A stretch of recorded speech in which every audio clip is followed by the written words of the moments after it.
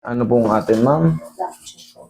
Lockjaw. Kailan po nangyari? Noong December pa po ito eh. Itong nakalipas sa December. Ano po bang ginawa natin?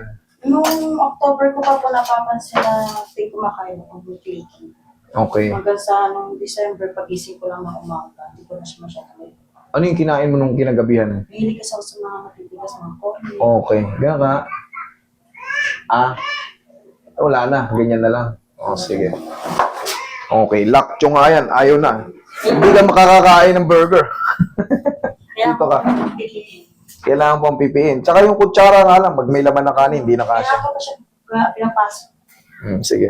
December, January, February, March, April, May. 5 months ka ng ganyan. Bakit hinayaan yung gano'n? Akala nyo mawawala? Akala ko, kasi may napanood ako may mamasahe. Hanggang sa nakita ko yung video mo, may nakita ko The same case mo? May client ka na nakaganyan na. Natakot ako, baka magaya ako. Talagang ito na nga eh. Nakaganyan na siya eh. Ganyan, di nakakasya kutsara dyan. Sige nga. Ayan, wala ng puwersa. Okay. Sige nga. Sara. Higa kang patagilid, ma'am. Dito. Sa po. Doon kay Roy. Yan, nadali mo, madam. Sige, ayos ka lang na ano. Ayos mo yung higa mo. Sige, yan. Okay. Meron akong didinan umangat dito eh. Sige nga. Dahan-dahan, Sara. Sara. Sige nga ulit. Dahan-dahan. Huwag mong pigilin. Sige nga. Dahan-dahan, Sara. Iyon. Okay. Sige, higa lang, tihayat, tihayat.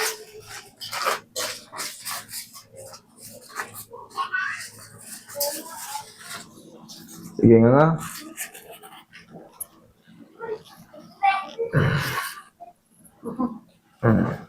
Okay, balik ka rito.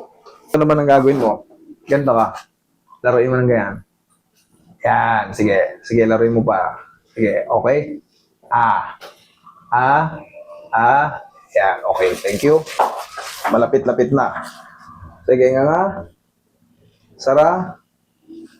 Okay nga. Dandan, Sara. One more. Sige nga, diretso. Sige, dandan, Sara. Okay.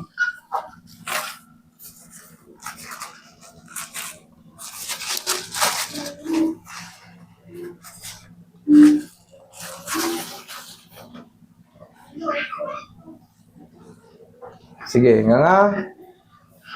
Galawin mo. Yan. Sige, sige pa. Sige. Okay, Sara. Okay, one more nga. Ayan, sige nga. Dahan-dahan, Sara. Okay.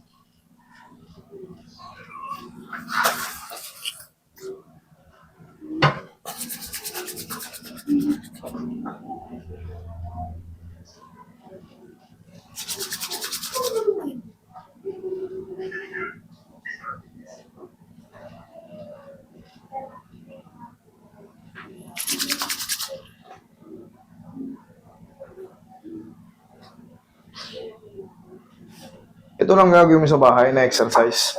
Paano po? Yun naka kami yan. Sige. Gagawin ko po siya, pupersahin ko. Wag sobrang lakas. Yung tama lang nabibinat siya. Okay? Sige, ganun ka na yan. Yan, sige. Tumuluwag na. Sige pa. Sige pa. Dito kasi masakit yun.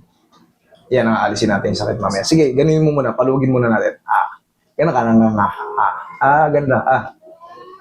Yan. Okay, ako naman. Okay lang yun. Normal lang na masasaktan ka. Pero paunti-unti lang naman. Kaya mo naman yan. Sige, nga ulit. Dandan, Sara. Sa pa nga. Dandan, Sara.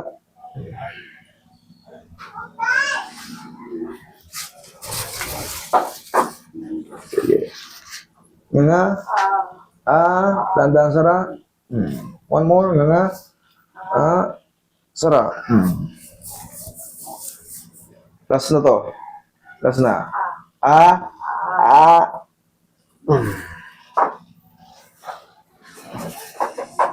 Tapos, ganito.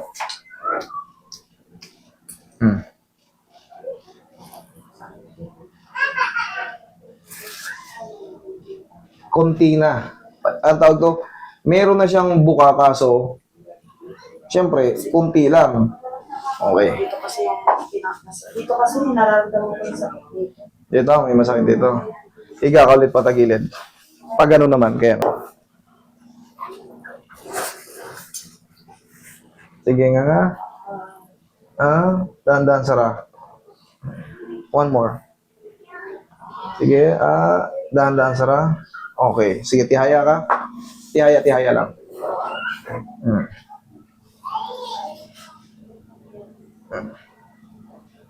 O, tignan mo yun. Tignan mo. Kasi isang daliri lang yung tayo pinasok. Dati. O ngayon. Medyo naging isa't kalahati. Okay. Sige. Isa't kahati na. Ngayon, abangan mo ng 3 to 4 days. 3 to 4 days. Mas luluwag pa yan. Tapos yung tinuturo ko lang sa ganan. Ito po ba yung sinasabi na hand compress? Ayun yung eto na nga yung pau. Pakita mo ginawa ko. Tignan mo, umiinit yung dito mo. Ganyan lang, hindi siya yung towel na. Hindi. Pag ano ka lang. I-rub mo lang yung kamay mo, ganunin mo lang. Tapos pansamantala, mag-take ka muna ng kung anong gusto mo. Milo, gatas, kape. Yung mainit. Para iba yung hot compress sa loob. Isa't kalahati na. Hindi natin mo puwersahin kasi, syempre, ang mahalaga dyan, bumuka siya na hindi ka mag-suffer ng sobrang sakit.